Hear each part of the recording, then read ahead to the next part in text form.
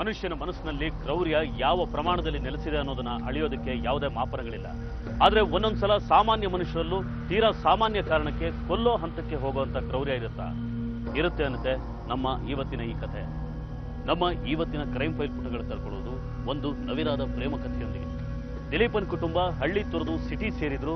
ದಿಲೀಪ ರಜಾ ಸಿಕ್ಕಾಗ್ಲೆಲ್ಲ ಹಳ್ಳಿ ಮನೆಗೆ ಬರ್ತಿದ್ದ. ಅಲ್ಲಿ ಮನೆ ಪಕ್ಕದಲ್ಲೇ ಮೀನಾಕ್ಷಿ ಇದ್ಲು. ಇವರಿಬ್ರು ಪರಿಚಯ ಸ್ನೇಹ ತುಂಬಾ ವರ್ಷದಿಂದ ಇತ್ತು. ಅದು ಈಗ ಪ್ರೀತಿಯಾಗಿ ಬದಲಾಗುತ್ತೆ. ರಾಜನ ಶಿವೂರು ಗ್ರಾಮ, ಬೇಲೂರು ತಾಲೂಕು. ನಾನು ನಿನ್ನ ಪ್ರಪೋಸ್ ಮಾಡಬೇಕು ಅಂದ್ಕೊಂಡಾಗ ತುಂಬಾ ಟೆನ್ಷನ್ ಆಯಿತು. ಎಲ್ಲಿ ನನ್ನ ಒಪ್ಕೋತೀಯೋ ಇಲ್ವೋ ಅಂದ್ಕೊಂಡಿದ್ದೆ. ಥ್ಯಾಂಕ್ ಗಾಡ್ ನನ್ನ ಪ್ರಪೋಸಲ್ನ ಒಪ್ಕೊಂಬಿಟ್ಟೆ. ನೀನಂದ್ರೆ ನಂಗೆ ಮುಂಚೆಯಿಂದ ಇಷ್ಟ ಕಣೋ. ನಿಜ ಹೇಳ್ತೀನಿ, ನಮ್ಮ ತಂದೆ ತಾಯಿ ಸಿಟಿಲಿದ್ರು. ನಮ್ಮ ಅಜ್ಜಿ ತಾತ ನೆಪ ಮಾಡಿಕೊಂಡು ಹಳ್ಳಿಗೆ ಯಾಕೆ ಬರ್ತಿದ್ದೆ ಗೊತ್ತಾ? ನಿನಗೋಸ್ಕರ. ನಿನ್ನ ಚಿಕ್ಕ ವಯಸ್ಸಿಂದ ನೋಡ್ತಾ ಇದ್ದೀನಿ. ನಿನ್ನೆ ಮದುವೆ ಆಗಬೇಕು ಅಂದ್ಕೊಂಡಿದ್ದೆ. ಅದಕ್ಕೆ ಧೈರ್ಯ ಮಾಡಿ ಪ್ರಪೋಸ್ ಮಾಡಿದ್ದು. ಇವಾಗ ಎಲ್ಲಾನು ಖುಷಿಯಾಗಿರತ್ತೆ. ಲವ್ ಮಾಡೋದು ದೊಡ್ಡದಲ್ಲ, ಅದನ್ನ ಸಕ್ಸಸ್ ಮಾಡೋದು ಮುಖ್ಯ. ಶುರುನಲ್ಲೇ ಯಾಕೆ ನೆಗೆಟಿವ್ ಆಗಿ ಮಾತಾಡ್ತೀಯ ನೀನು? ನಮ್ಮ ಲವ್ ಸ್ಟೋರಿ ಹ್ಯಾಪಿ ಎಂಡಿಂಗ್ ಆಗಿರುತ್ತೆ, ಸರಿನಾ? ಸರಿ ಸರಿ, ಹೋಗೋಣ. ನಾಳೆ ಹೊರಡೋಕ್ಕೆ ಪ್ಯಾಕಿಂಗ್ ಮಾಡ್ಕೋಬೇಕು. ಹೊರಟೆ ಬಿಟ್ಯಾ? ಹೋಗ್ಲೇಬೇಕಲ್ಲ. ಮತ್ತೆ ಯಾವಾಗ ಬರೋದು? ಇನ್ನೂ 15 ದಿವಸ ಆಗುತ್ತೆ. ಏನು ಇನ್ನೂ 15 ದಿವಸನಾ? ಇಂಟರ್ನಲ್ಸ್ ಇದೆ ಕಣೆ. ನಿನ್ನೆ ನೋಡ್ಕೊಂಡು ಕೂತ್ಕೊಂಡ್ಬಿಟ್ರೆ ಇಂಟರ್ನಲ್ಸ್ ಪಾಸ್ ಆಗೋದು ಬೇಡವಾ? ತಲೆ ಕೆಡ್ಸ್ಕೊಬೇಡ. ಫೋನ್ ಮಾಡ್ತಾ ಇರ್ತೀನಲ್ಲ. ಸರಿ.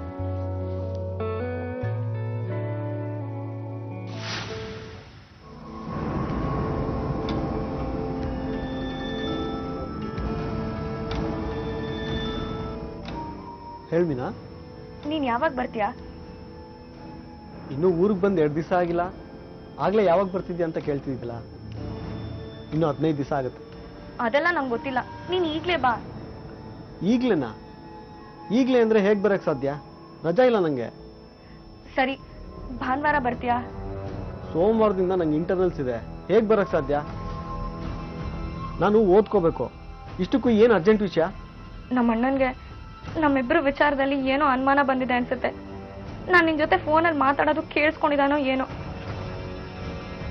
ನಿನ್ ಸವಾಸ ಮಾಡ್ಬಾರ್ದಂತ ನನ್ನ ಮೇಲೆ ಜೋರಾಗಿ ಕೂಗಾಡ್ದ. ನನಗೆ ಭಯ ಆಗ್ತಿದೆ, ಅದಕ್ಕೆ ಫೋನ್ ಮಾಡಿದೆ. ಇಷ್ಟೇನಾ? ಲವ್ ಅಲ್ಲಿ ಇದೆಲ್ಲ ಮಾಮೂಲಿ. ಹುಡುಗಿನ ಪ್ರೀತಿ ಮಾಡ್ತೀನಿ ಅಂದ್ರೆ ಅವ್ರ ಅಣ್ಣನ ವಿರೋಧನ ಎದುರಿಸಕ್ಕೆ ರೆಡಿ ಇರಬೇಕು. ನೀನು ಮಾತಾಡೋದು ನೋಡಿ ನಾನು ಏನೋ ಅನ್ಕೊಂಡ್ಬಿಟ್ಟಿದ್ದೆ. ಸರಿ, ನಾನು ಆದಷ್ಟು ನೆಕ್ಸ್ಟ್ ಭಾನುವಾರ ಬರೋದಕ್ಕೆ ಟ್ರೈ ಮಾಡ್ತೀನಿ, ಸರಿನಾ? ಸರಿ, ಓಕೆ, ಬಾಯ್.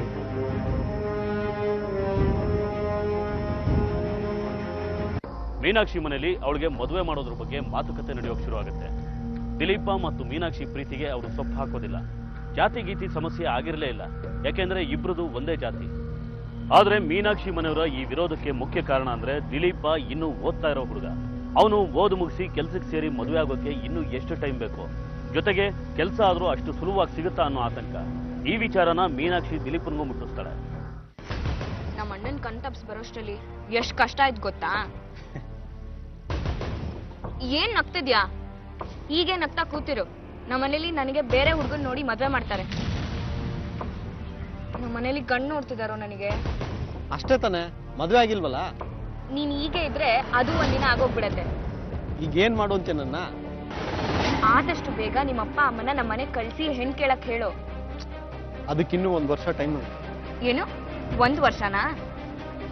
ಮತ್ತೆ ನಾನು ಇನ್ನು ಎಜುಕೇಶನ್ ಕಂಪ್ಲೀಟ್ ಆಗಿಲ್ಲ. ಎಜುಕೇಶನ್ ಕಂಪ್ಲೀಟ್ ಆಗಿ ಕೆಲ್ಸಕ್ಕೆ ಸೇರಿ ಆಮೇಲೆ ನಮ್ಮ ಅಪ್ಪ ಅಮ್ಮನ ಹತ್ರ ಮದುವೆ ವಿಚಾರ ಮಾತಾಡಿದ್ರೆ ಚೆನ್ನಾಗಿರುತ್ತೆ. ಇನ್ನು ಓದೇ ಕಂಪ್ಲೀಟ್ ಆಗಿಲ್ಲ, ಆಗ್ಲೇ ನಮ್ಮ ಅಪ್ಪ ಅಮ್ಮನ ಹತ್ರ ವಿಚಾರ ಮಾತಾಡಕ್ಕಾಗತ್ತಾ? ಸರಿ ಹೋಯ್ತು. ಇಷ್ಟೆಲ್ಲ ಮುಗಿಯೋಷ್ಟೊತ್ತಿಗೆ ನನಗ್ ಮದ್ವೆ ಆಗಿ 2 ಮಕ್ಳಾಗಿರ್ತಾರೆ. ಏನಂತೆ ಅಷ್ಟೊಂದು ಅರ್ಜೆಂಟು ನಿಮ್ಮ ಮನೆಯವ್ರಿಗೆ ಮದುವೆ ಬಗ್ಗೆ? ಯಾರಿಗ್ ಗೊತ್ತು?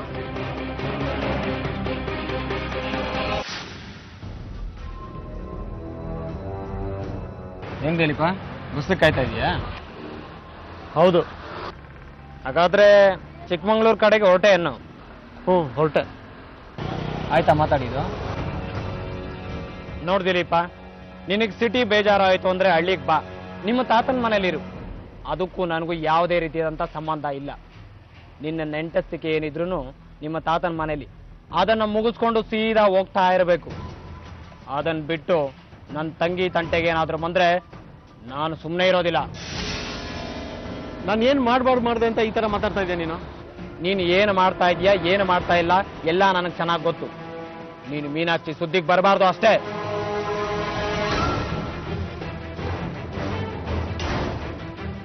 ಅಲ್ಲ, ನನ್ನ ಮಾತು ಕೇಳಿ ಪ್ಲೀಸ್. ನಿನ್ನ ಮಾತು ಕೇಳೋ ಅಂತ ಅವಶ್ಯಕತೆ ನನಗಿಲ್ಲ. ಏನೋ ಚಿಕ್ಕ ವಯಸ್ಸಿಂದ ನೋಡ್ತಾ ಇರೋ ಹುಡುಗ ಅಂತ ಬುದ್ಧಿ ಹೇಳ್ತಾ ಇದ್ದೀನಿ. ಇನ್ನು ಮುಂದೆ ನೀನಾಗ್ಲಿ ಅವಳಾಗ್ಲಿ ಇದನ್ನು ಮುಂದುವರಿಸಿದ್ರೆ ಇಬ್ಬರಿಗೂ ಒಂದು ಗತಿ ಕಾಣಿಸ್ಬಿಡ್ತೀನಿ. ಹುಷಾರ್.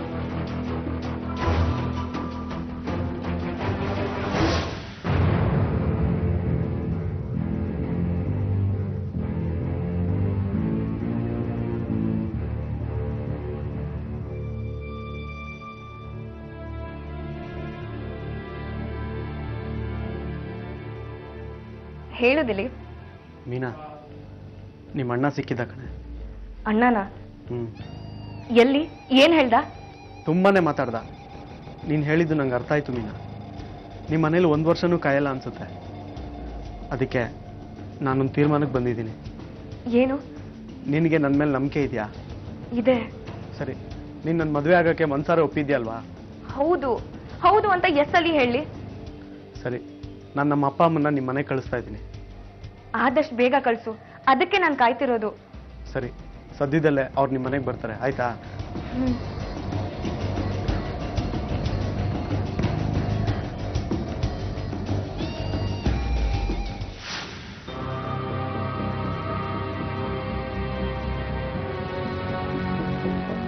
ಏನೋ ದಿಲೀಪ, ಒಂದು ಫೋನ್ ಇಲ್ಲ ಇದ್ದಕ್ಕಿದ್ದಂಗೆ ಬಂದ್ಬಿಟ್ಟಿದ್ಯಾ? ಅರ್ಜೆಂಟ್ ಕೆಲಸ ಇತ್ತಪ್ಪ, ಅದಕ್ಕೆ ಬಂದೆ. ಚಿಕ್ಕಮಂಗ್ಳೂರಿಂದ ಬೈಕಲ್ಲೇ ಬಂದ್ಯಾ? ಹೂನಮ್ಮ, ಹೇಳಿದ್ನಲ್ಲ ಅರ್ಜೆಂಟ್ ಕೆಲಸ ಅಂತ. ಟೈಮ್ ಇಲ್ಲ, ಮತ್ತೆ ಹೋಗ್ಬೇಕು. ಏನೋ ಅಂತ ಅರ್ಜೆಂಟು? ನನ್ನ ಮದುವೆ ಯಾವಾಗ ಮಾಡ್ತೀರಪ್ಪ? ಏನೋ ಹೀಗೆ ಕೇಳ್ತಾ ಇದೆಯಾ? ಇನ್ನು ನೀನು ವಿದ್ಯಾಭ್ಯಾಸ ಮುಗಿಬೇಕು, ಕೆಲ್ಸಕ್ಕೆ ಸೇರ್ಕೋಬೇಕು, ಆಮೇಲೆ ತಾನೇ ಮದುವೆ ವಿಷಯ. ನೀನು ಹೇಳೋದು ಸರಿಯಪ್ಪ, ಆದ್ರೆ ಏನೋ ಅದೇನು ವಿಷಯ ಅಂತ ಸರಿಯಾಗಿ ಹೇಳು. ನಾನು ಒಂದು ಹುಡುಗಿನ ಪ್ರೀತಿಸಿದ್ದೀನಪ್ಪ. ಆ ಹುಡುಗಿ ನಿಮ್ಗೆ ಚೆನ್ನಾಗಿ ಗೊತ್ತು. ಊರಲ್ಲಿ ಅಜ್ಜಿ ಮನೆ ಪಕ್ಕದ ಮನೇಲಿದ್ದಾಳೆ, ಮೀನಾ ಅಂತ. ಹ್ಞೂ, ಚೆನ್ನಾಗಿ ಗೊತ್ತು. ಅವಳಿಗೆ ತಕ್ಷಣ ಮದುವೆ ಮಾಡಬೇಕು ಅಂತ ನೋಡ್ತಾ ಇದ್ದಾರೆ. ನಾನು ಎಜುಕೇಷನ್ ಮುಗಿಸಿ ಕೆಲ್ಸಕ್ಕೆ ಸೇರೋವರೆಗೂ ಕಾಯಕ್ಕಾಗಲ್ಲ. ಅದಕ್ಕೆ ನೀವು ಹೋಗಿ ಹೆಣ್ಣು ಕೇಳೋಕ್ಕಾಗತ್ತಪ್ಪ? ಅಲ್ಲಪ್ಪ, ನೀನು ವಿದ್ಯಾಭ್ಯಾಸ ಮುಗಿಬೇಕು, ಕೆಲ್ಸಕ್ಕೆ ಸೇರ್ಕೋಬೇಕು, ಜವಾಬ್ದಾರಿ ಬರಬೇಕು, ಆಮೇಲೆ ತಾನೇ ಹೋಗಿ ನಾವು ಹುಡುಗಿನ ಕೇಳೋಕ್ಕಾಗತ್ತೆ. ಅದ್ರ ಬಗ್ಗೆ ನೀನು ತಲೆ ಕೆಡ್ಸ್ಕೊಬೇಡಪ್ಪ. ನಂಗೆ ಆಲ್ರೆಡಿ ಕ್ಯಾಂಪಸ್ ಇಂಟರ್ವ್ಯೂಯಲ್ಲಿ ಕೆಲಸ ಸಿಕ್ಕಿದೆ. ಸೆಮಿಸ್ಟರ್ ಆದಮೇಲೆ ಜಾಯ್ನ್ ಆಗೋದಷ್ಟೇ. ಆಯ್ತಪ್ಪ, ನೀನು ಇಷ್ಟಕ್ಕೆ ಯಾವತ್ತು ಇಲ್ಲ ಅಂತ ಹೇಳಿದ್ದೀವಿ, ನಾನು ಹೋಗಿ ಪ್ರಯತ್ನ ಪಡ್ತೀನಪ್ಪ. ಫೆಬ್ರವರಿ 13, 2013 ಸಂಜೆ 6 ಗಂಟೆ. ಹಲೋ, ನಾಳೆ ಬರ್ತಿದ್ಯಾ ಅಲ್ವಾ? ನಾಳೆನಾ? ಎಲ್ಲಿಗೆ? ನಾಳೆ ಫೆಬ್ರವರಿ 14th, ವ್ಯಾಲೆಂಟೈನ್ಸ್ ಡೇ. ನೆನ್ಪಿದ್ಯಾ? ನೆನಪಿದೆ. ನಾಳೆ ನೀನ್ ಖಂಡಿತ ಬರ್ಬೇಕು. ನಾನು ನಿನ್ಗೊಂದು ಒಳ್ಳೆ ಗಿಫ್ಟ್ ಕೊಡ್ತೀನಿ. ಅದನ್ನ ನಿನ್ ಲೈಫಲ್ಲಿ ಯಾವತ್ತೂ ಮರಿಬಾರ್ದು. ಸರಿ, ಎಲ್ಲಿಗೆ ಬರಬೇಕು?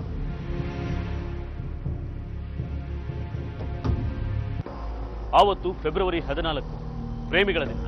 ಹಿಂದಿನ ರಾತ್ರಿ ದಿಲೀಪನ ಮೊಬೈಲ್ಗೆ ಒಂದು ಕಾಲ್ ಬರುತ್ತೆ. ಮೀನಾಕ್ಷಿ, ದಿಲೀಪ ಇಬ್ರು ಪ್ರೇಮಿಗಳ ದಿನನ ಸಂಭ್ರಮದಿಂದ ಆಚರಿಸೋ ತೀರ್ಮಾನ ಮಾಡ್ತಾರೆ. ದಿಲೀಪ ತುಂಬಾ ಖುಷಿ ಆಗ್ತಾನೆ. ಆದ್ರೆ ಅವನ ಸಂತೋಷ, ದುಃಖ ಅಷ್ಟೇ ಯಾಕೆ, ಅವನ ಬದುಕಿಗೆ ಅವತ್ತು ಕಡೆ ದಿನ ಆಗ್ಬಿಡುತ್ತೆ.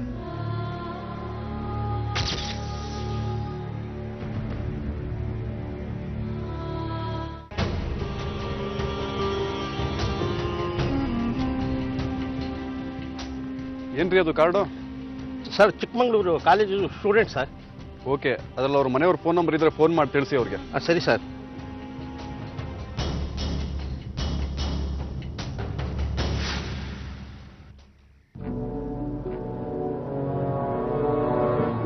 ದಿಲೀಪ, ದಿಲೀಪ,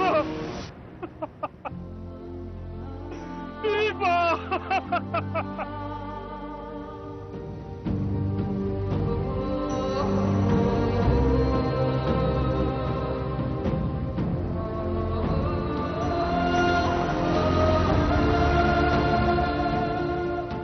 ಸಮಾಧಾನ ಮಾಡ್ಕೊಳ್ಳಿ. ಏನಾಗಬೇಕು ಇವರು ನಿಮ್ಗೆ? ನನ್ನ ಮಗ ದಿಲೀಪ ಸರ್, ನನ್ನ ಮಗ ದಿಲೀಪ. ನಿನ್ನೆ ರಾತ್ರಿನೇ ಆಕ್ಸಿಡೆಂಟ್ ಆಗಿರೋಂಗಿದೆ. ಎಲ್ಲಿಗೆ ಅಂತ ಏನಾದರೂ ಹೇಳ್ಬಿಟ್ಟು ಹೊರಟ್ರಾ? ಗೊತ್ತಿಲ್ಲ ಸರ್, ಏನು ಹೇಳಿಲ್ಲ ಸರ್. ಸರಿ, ಬಾಡಿನ ಪೋಸ್ಟ್ ಮಾರ್ಟಮ್ ಕಳಿಸ್ತೀವಿ, ಆಮೇಲೆ ನಿಮ್ಗೆ ಹ್ಯಾಂಡ್ ಓವರ್ ಮಾಡ್ತೀವಿ. ರೀ ಮಾಧವ್ರೆ, ಬಾಡಿನ ಪೋಸ್ಟ್ ಮಾರ್ಟಮ್ ಕಳಿಸೋ ವ್ಯವಸ್ಥೆ ಮಾಡ್ರಿ. ಸರಿ ಸರ್. ಕೊಲೆ ಮುಂತಾದ ಅಪರಾಧಗಳನ್ನ ಮಾಡೋರು ಎಷ್ಟು ಚಾಲಾಕಿಗಳಾಗಿರ್ತಾರೋ ಪೊಲೀಸರು ಅದರ 10 ಪಟ್ಟು ಚಾಲಾಕಿಗಳಾಗಿರ್ತಾರೆ. ನೋಡಿದ ತಕ್ಷಣ ಆಕ್ಸಿಡೆಂಟ್ ಅಂತ ನಂಬಬಹುದಾದ ದಿಲೀಪ್ನ ಪ್ರಕರಣನ ನೋಡ್ತಿದ್ದ ಹಾಗೆ ಪೊಲೀಸರಿಗೆ ಅಲ್ಲಿ ಯಾವುದೋ ಒಂದು ವಾಸನೆ ಸುಳಿದು ಹೋಗಿರುತ್ತೆ. ಬೇಲೂರು ಪೊಲೀಸ್ ಠಾಣೆ. ಪ್ರಶಾಂತ್ ಸರ್, ಇಷ್ಟು ವರ್ಷದಲ್ಲಿ ಆ ರಸ್ತೆಯಲ್ಲಿ ಆಕ್ಸಿಡೆಂಟ್ ಆಗಿರೋ ಯಾವುದಾದ್ರೂ ರೆಕಾರ್ಡ್ ಇದೆಯಾ ನಮ್ಮ ಹತ್ರ? ಇಲ್ಲ ಸರ್. ನನಗೂ ಅದೇ ಅನುಮಾನ ಕಂಡ್ರೆ. ಆ ರಸ್ತೆಯಲ್ಲಿ ಒಂದು ವೆಹಿಕಲ್ ಓಡಾಡೋದೇ ಕಷ್ಟ ಅಂಥದ್ರಲ್ಲಿ 2 ವೆಹಿಕಲ್ಲು ವೇಗವಾಗಿ ಬಂದು ಮುಖಾಮುಖಿ ಆಕ್ಸಿಡೆಂಟ್ ಆಗಿ ಅದರಲ್ಲಿ ಒಬ್ಬ ಸತ್ತಿದ್ದಾನೆ ಅಂದರೆ ನನಗೆ ಯಾಕೋ ನಂಬಕ್ಕಾಗ್ತಾ ಇಲ್ಲ.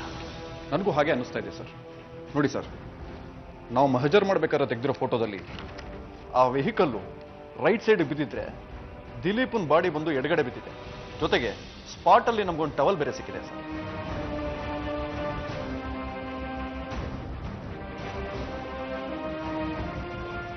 ಎಸ್, ಹಾಗಾದರೆ ಇದು ಆಕ್ಸಿಡೆಂಟ್ ಅಲ್ಲ, ಕೊಲೆ. ಹೌದು ಸರ್, ನಾವು ಸರಿಯಾಗಿ ತನಿಖೆ ಮಾಡಿದ್ರೆ ಸತ್ಯ ಈಚೆ ಬರುತ್ತೆ ಸರ್. Very good, proceed.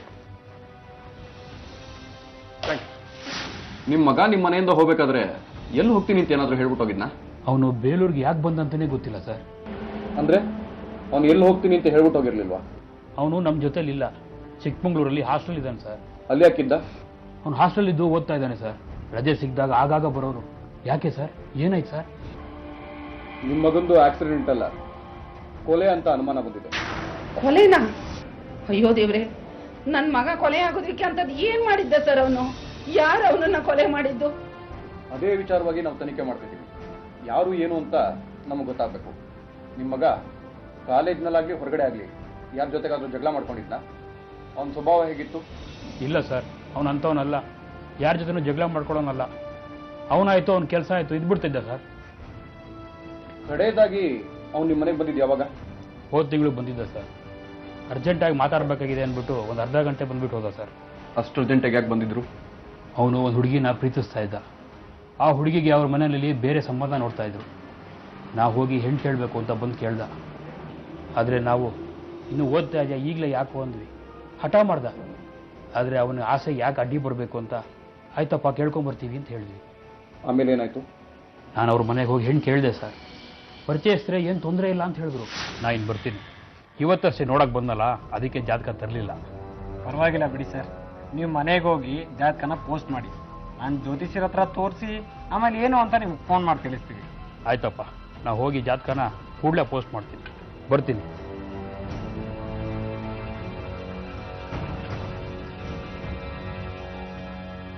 ಸ್ವಲ್ಪ ದಿವಸ ಬಿಟ್ಟು ಫೋನ್ ಮಾಡಿದೆ ಸರ್. ಜಾತಕ ಹೊಂದಾಣಿಕೆ ಆಗಲ್ಲ, ನನ್ನ ಮಗಳನ್ನ ನಿಮ್ಮ ಮಗನಿಗೆ ಕೊಡೋಕ್ಕಾಗಲ್ಲ ಅಂತ ಹೇಳಿದ್ರು. ಈ ವಿಷಯನ ನಾನು ನನ್ನ ಮಗನಿಗೆ ಫೋನ್ ಮಾಡಿ ಹೇಳಿದೆ ಸರ್. ಹೇಳಿಪ್ಪ. ಎಲ್ಲಿದ್ಯಾ ದಿಲೀಪ? ಕಾಲೇಜ್ನಲ್ಲೇನೋ? ರೂಮಲ್ಲಿದ್ದೀನಪ್ಪ, ಹೇಳಿ. ಹಾಂ, ಆ ಮನೆಯವರು ಫೋನ್ ಮಾಡಿದ್ರು ಜಾತಕದ ವಿಷಯವಾಗಿ. ಏನಂತೆ? ಏನು ಹೇಳಿದ್ರು? ನಿಂದು ಆ ಹುಡುಗಿದು ಜಾತಕ ಹೊಂದಾಣಿಕೆ ಆಗೋದಿಲ್ವಂತಪ್ಪ. ಜಾತಕ ಹೊಂದಾಣಿಕೆ ಆಗದೆ ಈ ಮದುವೆ ಸಾಧ್ಯ ಇಲ್ಲ ಅಂತ ಹೇಳ್ಬಿಟ್ರು. ನೀನು ಇನ್ನೊಂದ್ಸಲ ಬೇರೆ ಯಾರು ಜ್ಯೋತಿಷ್ಯರ ಹತ್ರ ಕೇಳಬೇಕಾಯ್ತಪ್ಪ. ನಾವು ಎಲ್ಲ ವಿಚಾರವನ್ನು ಅದೇ ಜ್ಯೋತಿಷ್ ಹತ್ರ ಕೇಳೋದು. ಹಾಗಲ್ಲಪ್ಪ, ಈ ಮದುವೆ ನೀನವ್ರ ಅಣ್ಣಂಗೆ ಇಷ್ಟ ಇಲ್ಲ, ಅದಕ್ಕೆ ಅವನೇನಾದ್ರು ಸುಳ್ಳು ಹೇಳಿ ಈ ಥರ ಹೇಳ್ಸಿರ್ಬೋದಾ ಅಂತ. ಅಲ್ಲ, ಇಷ್ಟೆಲ್ಲ ಆದ್ಮೇಲೆ ಅದೇ ಹುಡುಗಿ ಬೇಕು ಅಂತ ಯಾಕೋ ಹಠ ಹಿಡಿದ್ಯಾ? ಹೌದಪ್ಪ, ಏನೇ ಆದರೂ ನಾನು ಆ ಹುಡುಗಿನೇ ಮದುವೆ ಆಗೋದು. ನೋಡಪ್ಪ, ಇನ್ನೊಂದ್ಸರಿ ನೀವು ಊರಿಗೆ ಬರ್ತೀಯಲ್ಲ, ಆವಾಗ ಈ ವಿಚಾರ ಮಾತಾಡೋಣ. ಈಗ ಓದಿನ ಬಗ್ಗೆ ನಿಗಾ ಕೊಡು, ಹೆಚ್ಚಿಗೆ ತಲೆ ಕೆಡ್ಸ್ಕೋಬೇಡ. ಫೋನ್ ಇಡ್ತೀನಿ. ಸರಿ ಸರಿ, ನಿಮ್ಮ ಫೋನ್ ನಂಬರ್ ಕೊಡಿ. ಏನಾದರೂ ಇನ್ಫಾರ್ಮೇಶನ್ ಬೇಕಾದರೆ ನಾನು ಕಾಂಟ್ಯಾಕ್ಟ್ ಮಾಡ್ತೀನಿ. ಸರಿ ಸರ್.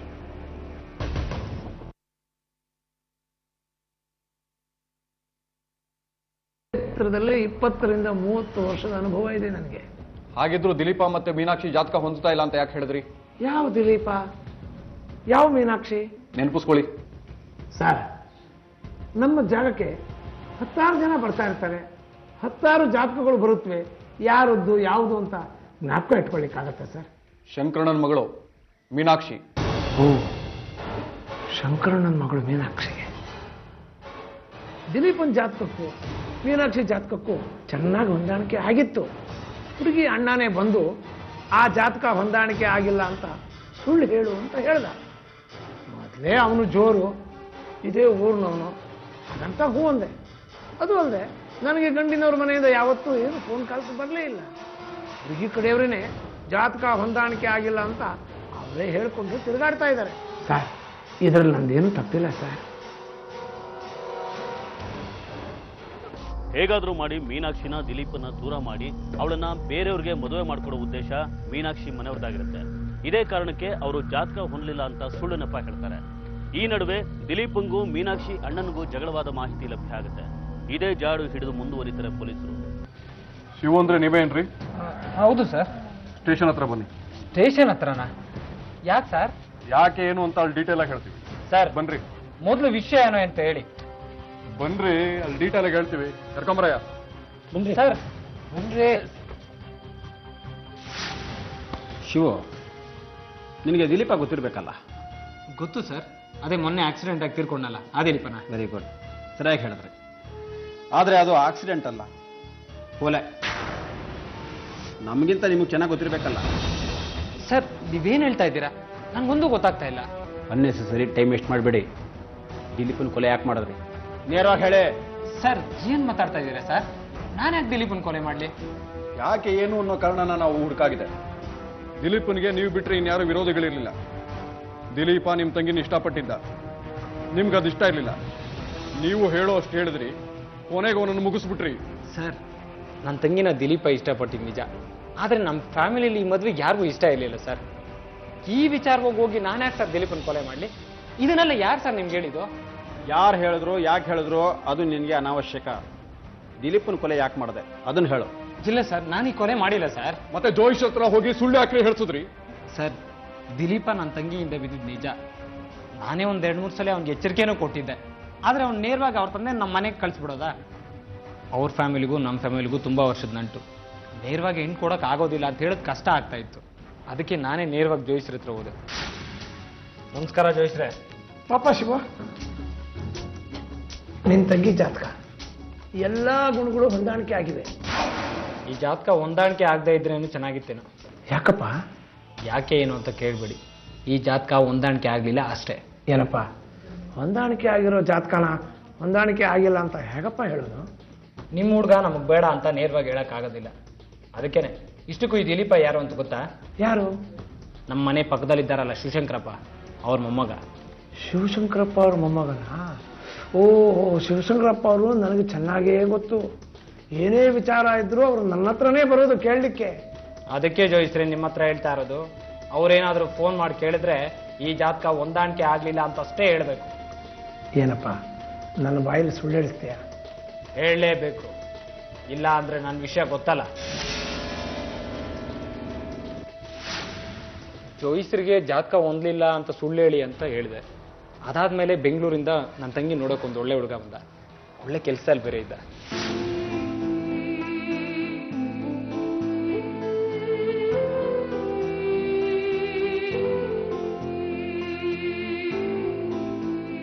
ಆ ಹುಡುಗ ನಮ್ಮ ಮನೆಯವ್ರಿಗೆಲ್ಲ ಇಷ್ಟ ಆಗಿದ್ದ.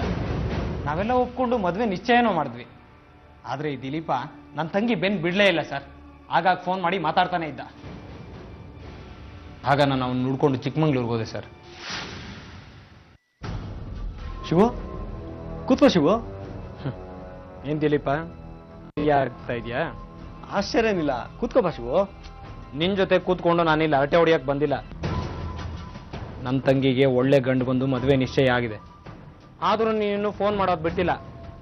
ಇದೆಲ್ಲ ನಾನು ಗಿಡ್ಸೋದಿಲ್ಲ. ಮದುವೆ ನಿಶ್ಚಯ ಆದ್ರೆ ಮೀನಾಕ್ಷಿನ ಮದುವೆ ಆಗೋನು ನಾನು, ತಿಳ್ಕೊ. ಅಷ್ಟೊಂದು ಧೈರ್ಯನಾ? ಧೈರ್ಯ ಇರೋದಕ್ಕೇನೆ ಪ್ರೀತಿಸಿದ್ದು. ನೋಡು, ಒಳ್ಳೆ ಮಾತಲ್ಲಿ ಹೇಳ್ತಾ ಇದ್ದೀನಿ. ಇನ್ನೊಂದು ಸಲ ನೀನು ನನ್ನ ತಂಗಿ ತಂಟೆಗೆ ಬರಬಾರ್ದು. ಬಂದ್ರೆ ನಾನು ಇನ್ನೊಂದು ಮುಖ ನೋಡ್ಬೇಕಾಗುತ್ತೆ.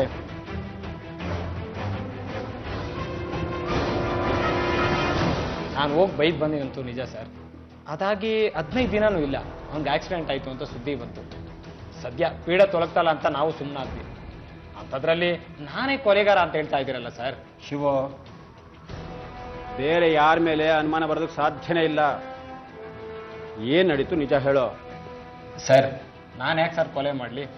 ಅವತ್ತು ಮಧ್ಯಾಹ್ನ ನಾನು ಮದುವೆ ಸಾಮಾನು ಕಟ್ಸೋಕ್ಕೆ ಅಂತ ಸಿಟಿಗೆ ಹೋಗಿದ್ದೆ. ಹೆಚ್ಚು ಕಡಿಮೆ ಮಧ್ಯಾಹ್ನ ಹೋದವನು ರಾತ್ರಿ ಮನೆಗೆ ಬಂದಿದ್ದು. ಬೇಕಾದ್ರೆ ಅಂಗಡಿಯವ್ರನ್ನ ಕೇಳಿ ಸರ್. ನನಗೆ ಕೊಲೆ ಮಾಡಿಲ್ಲ ಸರ್. ಅವನ ಮಾತ್ ಮೇಲೆ ಪೂರ್ತಿ ನಂಬಿಕೆ ಬರದೇ ಇದ್ರು ಈ ಕೆಲಸ ನೀನೇ ಮಾಡಿರೋದು ಅಂತ ಹೇಳೋದಕ್ಕೆ ಪೊಲೀಸರ ಹತ್ರ ಯಾವ ಸಾಕ್ಷಿನೂ ಇರೋದಿಲ್ಲ. ಹಾಗಾಗಿ ಮೀನಾಕ್ಷಿ ಅಣ್ಣನ ಮನೆ ಕಳಿಸ್ತಾರೆ. ಆದ್ರೆ ಅದೇ ಸಮಯಕ್ಕೆ ಈ ಪ್ರಕರಣಕ್ಕೆ ಮತ್ತೊಂದು ಪ್ರಮುಖ ತಿರುವು ಸಿಕ್ಬಿಡುತ್ತೆ. ಸರ್, ಆ ಮೀನಾಕ್ಷಿ ಕೇಸಲ್ಲಿ ಶಿವ ಹೇಳಿದ್ ನಿಜ ಸರ್. ಅವನು 14ನೇ ತಾರೀಕು 2 ಗಂಟೆಯಿಂದ ರಾತ್ರಿ 10 ಗಂಟೆವರೆಗೂ SS ಟ್ರೇಡರ್ಸ್ ಅನ್ನೋ ಅಂಗಡಿನಲ್ಲೇ ಇದ್ದ ಅಂತ ಅಂಗಡಿ ಓನರ್ ಹೇಳಿದ್ದ ಸರ್. ಅಂದ್ರೆ ಈ ಕೊಲೆ ಪ್ರಕರಣದಲ್ಲಿ ಶಿವ ಕೈವಾಡ ಇಲ್ಲ ಅಂತ ಸರ್? ಹಾಗೆ ಹೇಳಕ್ಕಾಗಲ್ಲ. ಅವನ ಅಂಗಡಿಲಿ ಇದ್ ಮಾತ್ರಕ್ಕೆ ಅವ್ನು ಕೊಲೆ ಮಾಡಿಸಿಲ್ಲ ಅಂತ ಹೇಳಕ್ಕಾಗಲ್ಲ. ಬೇರೆ ಯಾರ ಕೈಲಾದ್ರೂ ಈ ಕೊಲೆ ಮಾಡಿಸಿರ್ಬೋದು ಸರ್. ಸರ್, ಇನ್ನೊಂದು ವಿಷಯ ಸರ್, ದಿಲೀಪನ್ ಬಾಡಿ ಪಕ್ಕದಲ್ಲಿ ಒಂದು ಟವಲ್ ಸಿಕ್ತಲ್ಲ, ಆ ಟವಲ್ ಮೇಲೆ ಅಂಗಡಿ ಅಡ್ರೆಸ್ ಇದೆ. ಅರ್ಜೆಂಟಲ್ಲಿ ಆ ಸ್ಟಿಕ್ಕರ್ನ ತೆಗೆದು ಮರ್ತಿದ್ದಾರೆ ಅನ್ಸುತ್ತೆ. ಹೊಸ ಟವಲ್. ಆ ಟವಲ್ ತೊಗೊಂಡಿರೋದು ಇದೇ ಊರಲ್ಲಿ ಸರ್. ನೀವೊಂದು ಕೆಲಸ ಮಾಡಿ, ಆ ಅಂಗಡಿ ಎಲ್ಲಿದೆ ಹುಡ್ಕೊಂಡೋಗಿ ಆ ಟವಲ್ನ ಯಾರು ಪರ್ಚೇಸ್ ಮಾಡಿದ್ರು, ಎಷ್ಟೊತ್ತು ಪರ್ಚೇಸ್ ಮಾಡಿದ್ರು ಅಂತ ಎನ್ಕ್ವೈರಿ ಮಾಡಿ. ಏನಾದರೂ ಕ್ಲೂ ಸಿಕ್ಕಿದ್ರು ಸಿಗಬಹುದು. Yes sir. ಯಜಮಾನ್ರೆ ನಮಸ್ಕಾರ. ನಮಸ್ಕಾರ. ಮೊನ್ನೆ ಫೆಬ್ರವರಿ 14ನೇ ತಾರೀಕು ಯಾರಾದರೂ ಬಂದು ನಿಮ್ಮ ಅಂಗಡಿಗೆ ಟವಲ್ ತೊಗೊಂಡೋದ್ರ? ಫೆಬ್ರವರಿ 14 ರಾತ್ರಿ ಹೊತ್ತು ಬಾಗಲಾಗ ಸಮಯದಲ್ಲಿ ಬಂದಿದ್ರು. ಯಾರು ಬಂದಿದ್ರು? ಎಷ್ಟು ಜನ ಇದ್ರು ಅಂತ ಏನಾದರೂ ನೆನಪಿದೆಯಾ? ಇಲ್ಲ ಸರ್, ಅದು ಬಾಗಲಾಕ ಸಮಯ ಆಗಿತ್ತು. ನಾನು ಮನೆಗೆ ಹೋಗೋ ಅರ್ಜೆಂಟಲ್ಲಿದ್ದೆ. ದೊಡ್ಡ ಸೈಜ್ ಟವಲ್ ಬೇಕು ಅಂತೇಳಿ ತಗೊಂಡು. ಟವಲ್ ಇದೆ ಸರ್?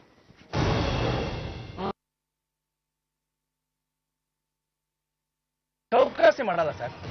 ಹೌದಾ? ಯಾವ ಕಲರ್ ಬೇಕು? ಕಲರ್ ಯಾವ್ದಾದ್ರು ಪರವಾಗಿಲ್ಲ ಸರ್. ಕಲರ್ಗೆಲ್ಲ ನೋಡ್ಕೊಂಡಿರೋಕ್ಕೆ ನಮಗೆ ಟೈಮ್ ಇಲ್ಲ ಸರ್. ಸ್ವಲ್ಪ ದೊಡ್ಡದಾಗಿರ್ಬೇಕು, ಮತ್ತೆ ನೀರು ಹೀರ್ಕೊಳ್ಳೋ ತರ ಇರಬೇಕು ಸರ್. ಹೌದಾ? ತಗೊಳ್ಳಿ, ಇದು ಚೆನ್ನಾಗಿದೆ.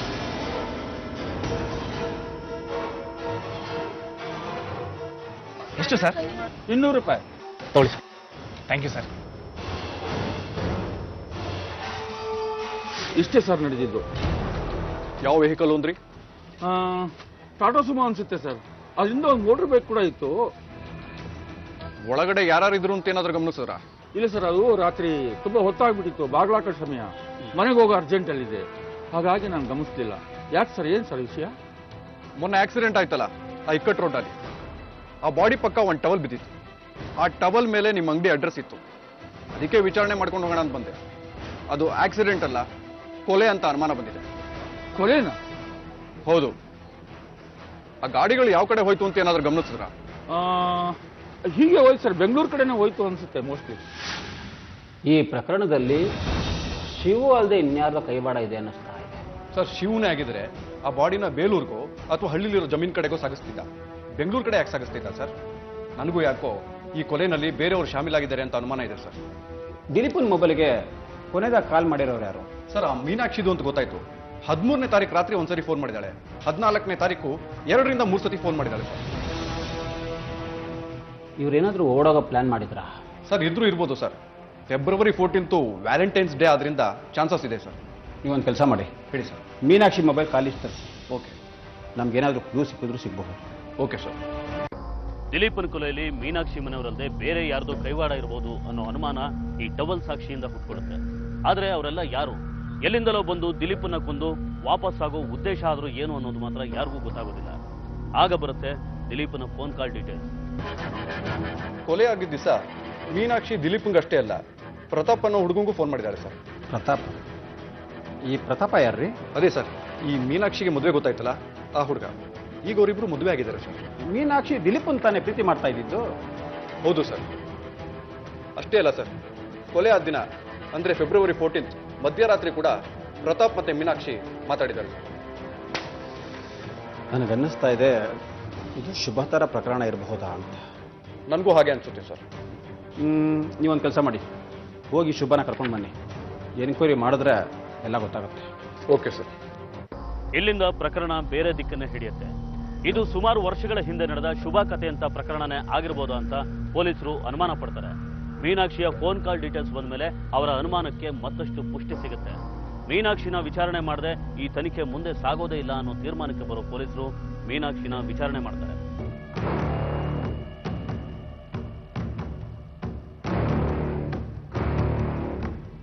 ಮೀನಾಕ್ಷಿ ಅಂದ್ರೆ ನೀವೇನಾ? ಹೌದು ಸರ್, ನಾನೇ. ಯಾಕೆ? ಯಾರು ಬೇಕಿತ್ತು? ನೀವೇ ಬೇಕಿತ್ತು. ಸ್ವಲ್ಪ ಸ್ಟೇಷನ್ಗೆ ಬನ್ನಿ. ನಾನ್ ಯಾಕೆ ಪೊಲೀಸ್ ಸ್ಟೇಷನ್ ಬರ್ಬೇಕು ಹೇಳಿ? ನಾನೇನ್ ತಪ್ಪು ಮಾಡಿದ್ದೀನಿ? ನೀವು ತಪ್ಪು ಮಾಡಿದಿರಿ ಅಂತ ನಾವು ಹೇಳ್ತಾ ಇಲ್ಲ, ಸ್ವಲ್ಪ ಸ್ಟೇಷನ್ ಹತ್ರ ಬಂದು ಹೋಗಿ ಅಂತ ಹೇಳ್ತಾ ಇದ್ದೀನಿ ಅಷ್ಟೇ. ಅದೇ ಸರ್, ಸುಮ್ನೆ ನಾನ್ ಯಾಕೆ ಸ್ಟೇಷನ್ ಹತ್ರ ಬರ್ಲಿ ಹೇಳಿ? ಸುಮ್ಮನೆ ಕರ್ಕೊಂಡು ಹೋಗೋದಕ್ಕೆ ನಮ್ಗೇನು ಹುಚ್ಚಿಡ್ದಿಲ್ಲ. ಯಾವುದೋ ಒಂದು ಕೇಸ್ ಬಗ್ಗೆ ಡೀಟೇಲ್ಸ್ ಬೇಕಾಗಿತ್ತು, ಅದಕ್ಕೆ ಕರಿತಾ ಇದ್ದೀವಿ. ದಯವಿಟ್ಟು ಬನ್ನಿ ಮೇಡಮ್. ಅದು ನಮ್ಮ ಮನೇಲಿ ಯಜಮಾನ್ರಿಲ್ಲ ಸರ್, ಅವ್ರು ಬಂದ್ಮೇಲೆ ಬರ್ತೀವಿ. ನಿಮ್ಮ ಯಜಮಾನ್ರು ಬಂದ್ಮೇಲೆ ನಾವೇ ಅವ್ರನ್ನ ಸ್ಟೇಷನ್ ಕರೆಸ್ಕೋತೀವಿ. ಈಗ ನೀವು ಬನ್ನಿ. ಅದು ನನ್ಗೆಲ್ಲೋ ಹೋಗೋದಿತ್ತು ಸರ್. ಕಳಿಸ್ಕೊಡ್ತೀವಿ ಮೇಡಮ್, ದಯವಿಟ್ಟು ಇವಾಗ ಒಂದು ಸ್ವಲ್ಪ ಸ್ಟೇಷನ್ಗೆ ಬನ್ನಿ. ಮದುವೆ ಅವರೇ, ಇವ್ರನ್ನ ಸ್ಟೇಷನ್ ಕರ್ಕೊಂಡು ನಡ್ರಿ. ಸರ್. ರೀ ರಾಜಪ್ಪ, ಇವ್ರ ಯಜಮಾನ್ರು ಬರೋ ತನಕ ಎಲ್ಲೇ ಇತ್ತು, ಅವ್ರ ಯಜಮಾನ್ರು ಬಂದ್ಮೇಲೆ ಸ್ಟೇಷನ್ ಕರ್ಕೊಂಬರ್ರಿ. ಆಯ್ತು ನಡ್ರಿ. ಸರ್, ನಾನು ಏನು ತಪ್ಪು ಮಾಡಿಲ್ಲ ಸರ್. ನಮ್ದು ಮರ್ಯಾದಸ್ಥ ಕುಟುಂಬ ಸರ್. ನಾನು ಹೀಗೆ ಪೊಲೀಸ್ ಸ್ಟೇಷನ್ ಬಂದಿರೋದು ಯಾರಾದ್ರೂ ನೋಡಿದ್ರೆ ತುಂಬಾ ತೊಂದರೆ ಆಗತ್ತೆ. ಆಯ್ತು, ಬೇಗ ಕಳ್ಸ್ಕೊಡೋಣ.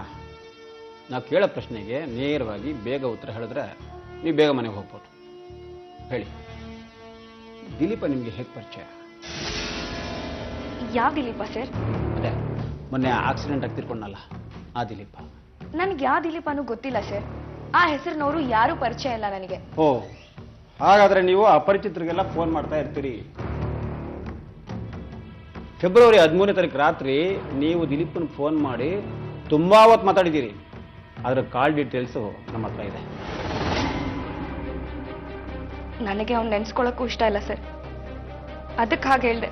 ಸರಿ, ನೀವು ಅವತ್ತು ಫೋನ್ ಮಾಡಿದ್ರಲ್ಲ, ದಿಲೀಪನ ಹತ್ರ ಏನ್ ಮಾತಾಡಿದೆ? ದಯವಿಟ್ಟು ಇನ್ ಮುಂದೆ ನನ್ನ ತಂಟೆಗೆ ಬರಬೇಡ ಅಂತ ಕೈ ಮುಗಿದು ಕೇಳ್ಕೊಳಕ್ಕೆ ಸರ್. ಓ, ಹಾಗಾದ್ರೆ ದಿಲೀಪ ನಿಮ್ಗೆ ತುಂಬಾ ತೊಂದರೆ ಕೊಡ್ತಾ ಇದ್ದ. ಯಾವ ತರ? ಈ ದಿಲೀಪ ಅವ್ರ ಅಜ್ಜಿ ಮನೆಗೆ ಅಂತ ಹಳ್ಳಿಗೆ ಬರ್ತಿದ್ದ. ಅವ್ರ ಮನೆ ಪಕ್ಕದ ಮನೆನೇ ನಮ್ದು. ಹಾಗಾಗಿ ಪರಿಚಯ ಆಯ್ತು.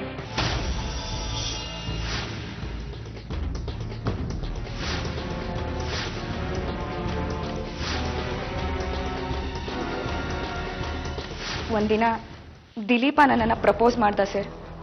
ನಾನು ಪೆದ್ದಾಗಿ ಹೂ ಅಂದ್ಬಿಟ್ಟೆ. ಆಮೇಲೆ ನಾನೇ ಅವನಿಂದ ದೂರ ಆದೆ. ಯಾಕೆ? ಅವನು ಸರಿ ಇಲ್ಲ ಸರ್. ಕಣ್ ಹುಡುಗಿರ್ಗೆಲ್ಲ ಪ್ರಪೋಸ್ ಮಾಡ್ತಿದ್ದ. ಅವನಿಗೆ ಕೆಟ್ಟ ಚಟಗಳು ಇತ್ತು.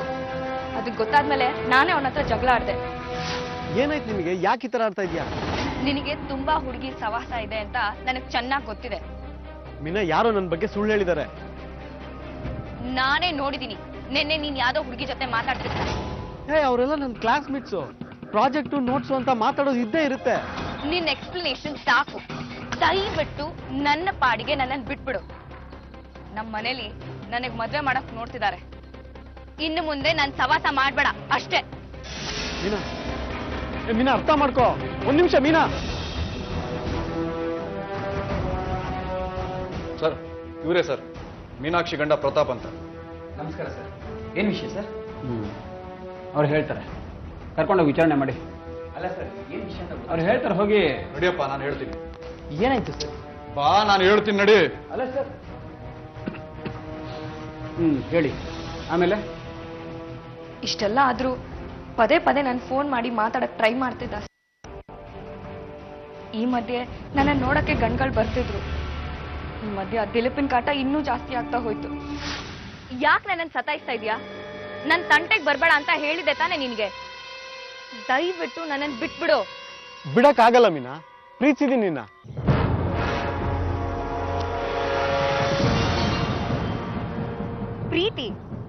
ಪ್ರೀತಿ ಅಲ್ಲ, ಅದು ಮೋಸ. ಮೋಸ ಮಾಡ್ತಾ ಇರೋದು ನೀನು. ಅದಕ್ಕೆ ಬೇರೆ ಒಂದ್ ಜೊತೆ ಮದುವೆ ಆಗ ಕೊಟ್ಟಿದ್ಯಾ. ಇದು ನಂಗೆ ಒಂಚೂರು ಇಷ್ಟ ಇಲ್ಲ ಮೀನಾ. ಆದ್ರೆ ನನಗಿಷ್ಟ ಇದೆಯಲ್ಲ. ನೋಡು, ನೀನ್ ನನ್ನೇ ಮದುವೆ ಆಗ್ಬೇಕು. ಆಗಲ್ಲ. ನನ್ನ ಬಿಟ್ಟು ಬೇರೆಯವನ್ನ ಅದೇಗ್ ಮದುವೆ ಆಗ್ತೇ ನಾನು ನೋಡ್ತೀನಿ.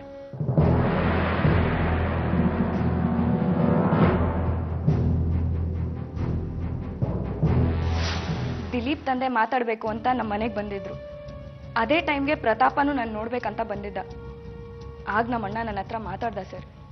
ನೋಡಮ್ಮ ಮೀನಾ, ನಮಗೆ ನಿನ್ನ ಸುಖ ಸಂತೋಷ ತುಂಬಾ ಮುಖ್ಯ. ದಿಲೀಪ ಚಿಕ್ಕಂದ್ರಿಂದಲೂ ಪರಿಚಯ ಇರ್ಬೋದು, ಆದ್ರೆ ಅವನಿಗೆ ಕೆಲಸ ಇಲ್ಲ.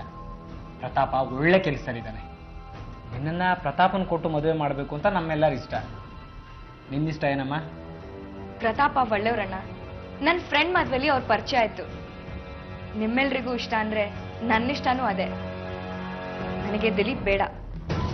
ಪಕ್ಕದ ಮನೆ ಬೇರೆ, ತುಂಬಾ ವರ್ಷಗಳ ಪರಿಚಯ.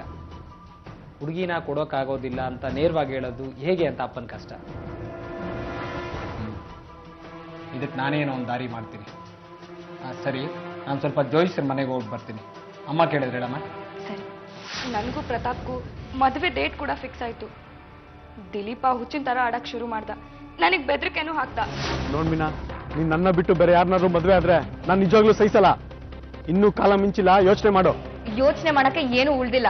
ನೋಡ್ ಮೀನಾ, ನೀನೇನಾದ್ರೂ ನನ್ನ ಬಿಟ್ಟು ಬೇರೆಯವ್ರನ್ನ ಮದ್ವೆ ಆದ್ರೆ ಮದುವೆ ಮಂಟಪಕ್ಕೆ ಬಂದು ನಿನ್ನ ಪ್ರೀತಿ ವಿಷಯ ಎಲ್ಲರಿಗೂ ಹೇಳ್ಬಿಡ್ತೀನಿ. ಅಂದ್ರೆ ನೀವು 13ನೇ ತಾರೀಕು ಮಧ್ಯರಾತ್ರಿ ದಿಲೀಪಂಗೆ ಫೋನ್ ಮಾಡಿ ನನಗೆ ಯಾವುದೇ ರೀತಿ ತೊಂದರೆ ಮಾಡಬೇಡ ಅಂತ ಕೇಳ್ಕೊಂಡಿದ್ದೀರಾ, ಬೇರೆ ಏನೂ ಮಾಡಲಿಲ್ಲ. ಹಾಗಾದ್ರೆ ನಿಮಗೂ ಈ ಕೊಲೆಗೂ ಯಾವುದೇ ರೀತಿ ಸಂಬಂಧ ಇಲ್ಲ? ಖಂಡಿತವಾಗ್ಲೂ ಇಲ್ಲ ಸರ್. ತುಂಬಾ ಆಟ ಆಡಿಸ್ಬಿಟ್ಟ ಸರ್, ಕತೆ ಹೊಡಿತಿದ್ದ. ಒಂದ್ಸತಿ ವರ್ಕ್ ಮಾಡಾದ್ಮೇಲೆ ನಿಜ ಹೇಳೋದಕ್ಕೆ ಒಪ್ಕೊಂಡಿದ್ದಾನೆ. ಮೇಡಮ್ ಏನಾದ್ರು ಬಾಯ್ಬಿಟ್ರ ಸರ್? ಇಲ್ಲ ರೀ, ಈ ಕೊಲೆಗೂ ಇವ್ರಿಗೂ ಯಾವುದೇ ಸಂಬಂಧ ಇಲ್ಲ. ಇವರು ಇನ್ನೋಸೆಂಟ್. ಸುಳ್ಳು ಸರ್, ಇದೆಲ್ಲ ಸುಳ್ಳು ಸರ್. ಇವಳಿಂದನೇ ಇದೆಲ್ಲ ಆಗಿದ್ದು. ಇದಕ್ಕೆ ಇವಳೇ ಸರ್ ಕಾರಣ. ಇವಳು ನನ್ನ ಫ್ರೆಂಡ್ ತಂಗಿ ಮಧ್ಯದಲ್ಲಿ ಪರಿಚಯ ಆದ್ಲು ಸರ್. ಪರಿಚಯ ಆಗಿ ಫೋನ್ ನಂಬರ್ ತಗೊಂಡು ಅವಾಗ ಫೋನ್ ಮಾಡ್ತಿದ್ಲು. ಅದು ಮದುವೆ ತನಕ ಬಂತು ಸರ್. ನಿನ್ನ ಕತೆ ಬಿಟ್ಟು ಕೊಲೆ ವಿಚಾರ ಹೇಳು. ಅದನ್ನ ಹೇಳೋದಕ್ಕೆ ನಿನ್ನ ಇಲ್ಲಿ ಕರೆಸಿರೋದು. ಇವಳಿಗೂ ಆ ದಿಲೀಪನ್ಗೂ ಮುಂಚೆಯಿಂದಾನೆ ಅಫೇರ್ ಇತ್ತು ಸರ್. ಅವ್ನು ಅವಾಗ ಹೋಗಿ ಇವಳು ಫೋನ್ ಮಾಡಿ ಟಾರ್ಚರ್ ಕೊಡ್ತಿದ್ದಂತೆ. ಇವಳು ಅದು ನನ್ನ ಹತ್ರ ಹೇಳ್ಕೊಂಡಿದ್ಲು. ಅವತ್ತು 13ನೇ ತಾರೀಕು ಫೋನ್ ಮಾಡಿ 14ನೇ ತಾರೀಕು ವ್ಯಾಲೆಂಟೈನ್ಸ್ ಡೇ ದಿನ ನಿನ್ನ ಜೊತೆ ಬರಬೇಕು ಅಂತ ಫೋರ್ಸ್ ಮಾಡ್ದಂತೆ ಸರ್ ಆ ದಿಲೀಪ. ಏನಮ್ಮ, ಈ ಪಾಯಿಂಟ್ ಹೇಳಲ್ಲ ನೀನು? ಯಾಕೆ? ಇವಳೇ ಸರ್ ಅವತ್ತು ನನಗೆ ಫೋನ್ ಮಾಡಿದ್ದು.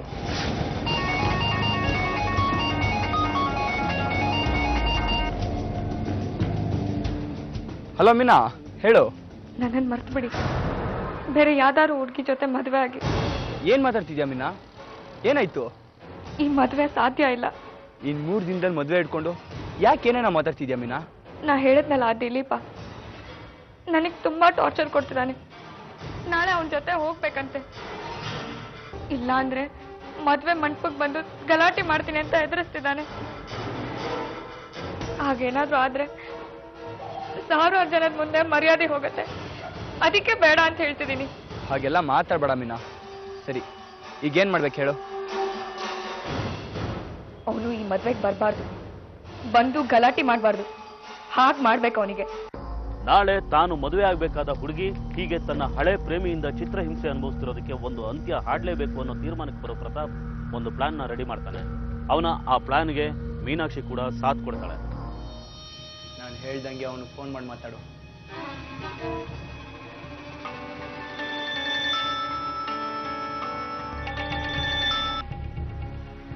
ಹಲೋ, ನಾಳೆ ಬರ್ತಿದ್ಯಾ ಅಲ್ವಾ? ನಾಳೆನಾ? ನಾಳೆ ಫೆಬ್ರವರಿ 14th ವ್ಯಾಲೆಂಟೈನ್ಸ್ ಡೇ. ನಾನು ನಿನ್ಗೊಂದು ಒಳ್ಳೆ ಗಿಫ್ಟ್ ಕೊಡ್ತೀನಿ. ಅದನ್ನ ನಿನ್ನ ಲೈಫಲ್ಲಿ ಯಾವತ್ತೂ ಮರಿಬಾರ್ದು. ಸರಿ, ಎಲ್ಲಿಗೆ ಬರಬೇಕು? ಆವತ್ತು ದಿಲೀಪ ತುಂಬಾ ಸಂತೋಷವಾಗಿದ್ದ. ತಾನು ಕಳ್ಕೊಂಡಿದ್ದನ್ನ ಮತ್ತೆ ಪಡ್ಕೊಳ್ಳೋ ಸಂಭ್ರಮದಲ್ಲಿ ಬೇಲೂರಿಗೆ ಹೊರಟ ಅವನಿಗೆ ತಾನೇ ಈ ಜಗತ್ತಿಂದ ಕಳೆದು ಹೋಗೋ ಮುನ್ಸೂಚನೆನ ಯಾರು ಕೊಡ್ತಾರೆ? ಹಲೋ ಸಿನಾ. ಹೇಳು ಪ್ರತಾಪ್. ನಾಳೆ ಸಂಜೆ ಒಳಗೆ ನೀನು ಕುಮಾರ ಬೇಲೂರಿಗೆ ಬನ್ನಿ. ಮದ್ವೆ ನಾಡಿದ್ದಲ್ವಾ? ಮದ್ವೆಗಲ್ವೋ, ಒಬ್ಬನ್ ತಿಥಿ ಮಾಡ್ಬೇಕು. ಯಾಕೆ ಪ್ರತಾಪ್, ಏನಾಯ್ತು? ಯಾರು ಎತ್ಬೇಕಾ? ಒಬ್ಬನ್ ಕೈ ಕಾಲು ಮುರಿದು ಮೂಲೆಗೆ ಸೇರಿಸ್ಬೇಕು. ನೀವು ಬಂದ್ರೋ ನಾನು ಹೇಳ್ತೀನಿ. ಕಾರ್ ಮಾಡ್ಕೊಂಡೆ ಬನ್ನಿ, ಬಸ್ಸು ಕಾಯ್ಬೇಡಿ. ಸರಿ, ಬರ್ತೀನಿ.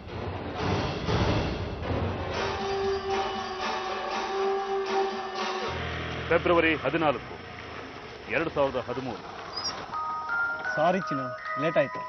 ಪರವಾಗಿಲ್ಲ, ಅದಿದ್ದಿದೆ ತಾನೆ. ಎಲ್ಲಿ ನಂಗೆ ಗಿಫ್ಟ್ ಕೊಡ್ತೀನಿ ಅಂದಲ್ಲ? ಬರ್ತಾ ಇದೆ, 1 ನಿಮಿಷ. ಯಾರಿಗೆ ಫೋನ್ ಮಾಡ್ತಿದ್ಯಾ? ಅವನು ಬಂದಿದ್ದಾನೆ. ಯಾರಿಗೆ ಫೋನ್ ಮಾಡಿದೆ? ಗಿಫ್ಟು ಬರ್ತಿದೆ. ಯಾರಿಗೆ ತರ ಕೇಳಿದ್ಯಾ? ಅಯ್ಯೋ,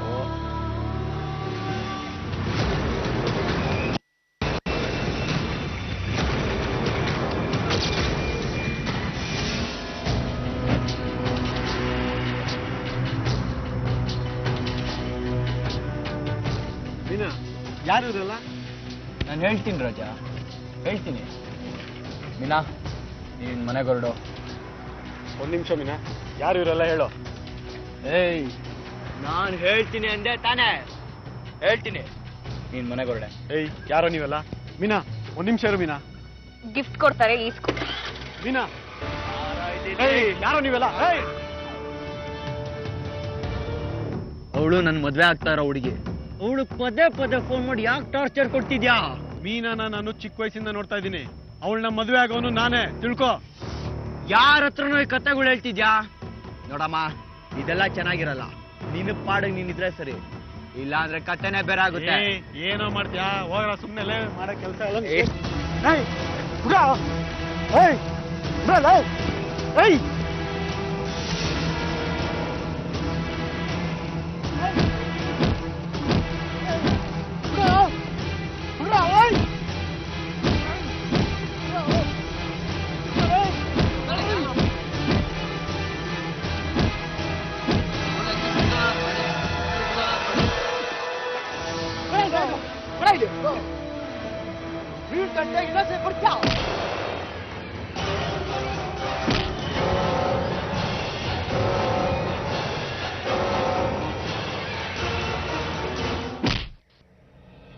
ದಿಲೀಪನ್ನ ಕೊಂದೇ ಬಿಟ್ರಿ. ಕೊಲೆ ಮಾಡೋ ಉದ್ದೇಶ ಇರಲಿಲ್ಲ ಸರ್. ಆದ್ರೆ ಸರಿ, ಬಾಡಿನ ಏನ್ ಮಾಡಿದ್ರಿ? ಪ್ರತಾಪ, ಏನ್ ಮಾಡೋದು ಇವನ್ನ? ಎತ್ತಾಕೊಂಡೋಗಿನಿ. ಇವನ್ ಗಾಡಿ ಸಮೇತ ಆಕ್ಸಿಡೆಂಟ್ ಆಗಿರೋ ತರ ಎತ್ಬಿಡೋಣ ಬನ್ರೋ. ಎತ್ತಾಕೊಳ್ರಿ.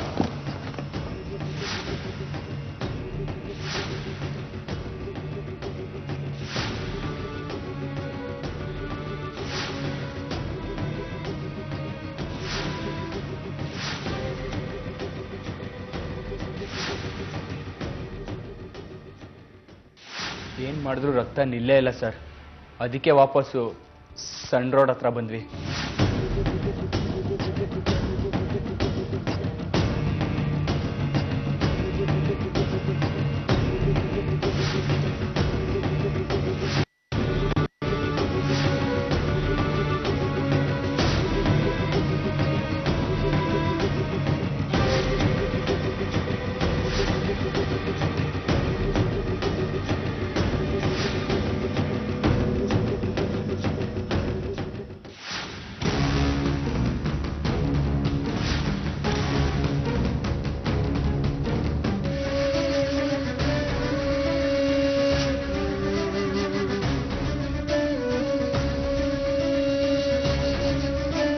ಯಾವಾಗ ದಿಲೀಪ ಕಾರ್ನಲ್ಲೇ ಪ್ರಾಣ ಬಿಡ್ತಾನೋ, ಹಂತಕರು ದಾರಿ ಬದಲಾಯಿಸಿ ದಿಲೀಪನ ಶವದ ಸಮೇತ ಒಂದು ಇಕ್ಕಟ್ಟಿನ ರಸ್ತೆಗೆ ಬರ್ತಾರೆ.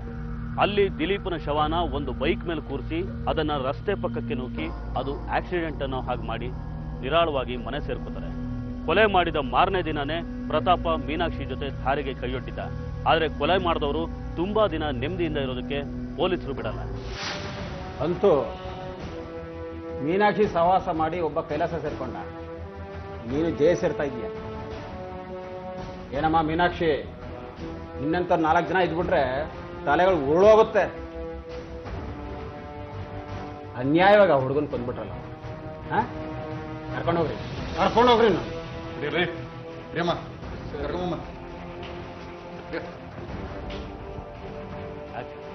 ನಿಜ ಹೇಳ್ಬೇಕಂದ್ರೆ ಇಲ್ಲಿ ದಿಲೀಪನ್ನ ಕೊಲೆ ಮಾಡುವಂಥದ್ದು ಏನು ನಡೆದೇ ಇರಲಿಲ್ಲ. ತಾನು ಪ್ರೀತಿಸಿರೋ ಹುಡುಗಿ ತನ್ನನ್ನ ಬಿಟ್ಟು ಬೇರೆಯವ್ರನ್ನ ಮದುವೆ ಆಗ್ತಿದ್ದಾಳೆ ಅಂತ ಗೊತ್ತಾದಾಗ ಈ ತರ ವರ್ತಿಸೋ ಹುಡುಗರ ಪಟ್ಟಿ ಸಾಕಷ್ಟು ದೊಡ್ಡದಿದೆ. ಅವರನ್ನೆಲ್ಲ ಕೊಲ್ತಾ ಹೋದ್ರೆ ಅದೆಷ್ಟು ಲಕ್ಷ ಕೊಲೆಗಳಾಗುತ್ತೋ. ನಾವು ನಮ್ಮ ಕಾರ್ಯಕ್ರಮದಲ್ಲಿ ಹೇಳ್ತಾನೆ ಬಂದಿದ್ದೀವಿ, ಕೊಲ್ಲೋದೇ ಸಮಸ್ಯೆಗೆ ಪರಿಹಾರ ಅಲ್ಲ, ಪರಿಹಾರ ಆಗಿರೋ ಉದಾಹರಣೆನೂ ಇಲ್ಲ. ಆದ್ರೂ ನಮ್ಮ ನಡುವೆ ಇಂಥ ಘಟನೆಗಳು ನಡೀತಾನೆ ಇದೆ. ತನ್ನ ಹಳೆ ಪ್ರೇಮಿನ ತಾನು ಮದುವೆ ಆಗೋ ಹುಡುಗನ ಕೈಲಿ ಕೊಲೆ ಮಾಡಿಸಿದ ಮಾತ್ರಕ್ಕೆ ತಾನು ಸುಖವಾಗಿರ್ತೀನಿ ಅಂತ ಮೀನಾಕ್ಷಿನಾದ್ರೂ ಹೇಗನ್ಕೊಂಡ್ರು? ಕೊಲೆ ಯೋಚನೆ ಮಾಡಿದವಳನ್ನ ನಂಬ್ಕೊಂಡು ಪ್ರೀತಿಯಿಂದ ನಡ್ಸ್ಕೋತಾನ ಗಂಡ. ಇದ್ಯಾವುದನ್ನು ಅವರು ಯೋಚಿಸಲೇ ಇಲ್ಲ. ಅಂತೂ ಕಲೆಗಳ ನಾಡು ಬೇಲೂರಲ್ಲಿ ಒಂದು ನಿರ್ದಯಿ ಕೊಲೆ ನಡೆದೋಗಿತ್ತು. ಇನ್ನೇನು 6 ತಿಂಗಳಲ್ಲಿ ಮಗ ಒಳ್ಳೆ ಕಂಪನಿಯಲ್ಲಿ ಕೆಲಸಕ್ಕೆ ಸೇರ್ತಾನೆ, ತಮ್ಮ ಶ್ರಮ ಸಾರ್ಥಕ ಆಯ್ತು ಅಂತ ಕನಸು ಕಾಣ್ತಿದ್ದ ದಿಲೀಪನ ಪೋಷಕರ ಕನಸು ಮಾತ್ರ ನನಸಾಗಲೇ ಇಲ್ಲ. ಪುತ್ರ ಶೋಕಂ ನಿರಂತರಂ ಅನ್ನೋ ಹಾಗೆ ಅವ್ರಿಗೆ ಉಳಿದಿರೋದು ಆ ಶೋಕ ಮಾತ್ರ. ಇದು ಇವತ್ತಿನ ಕ್ರೈಮ್ ಫೈಲ್. ಮುಂದಿನ ಸಂಚಿಕೆಯಲ್ಲಿ ಮತ್ತೊಂದು ವಿಭಿನ್ನ ಕುತೂಹಲಕಾರಿ ಸತ್ಯಕಥೆಯೊಂದಿಗೆ ಮತ್ತೆ ಮುಂದೆ ಬರ್ತೀವಿ. ನಾವು ಕತೆ ಹೇಳ್ತೀವಿ, ನೀವು ಎಚ್ಚರವಾಗಿದ್ದೀವಿ.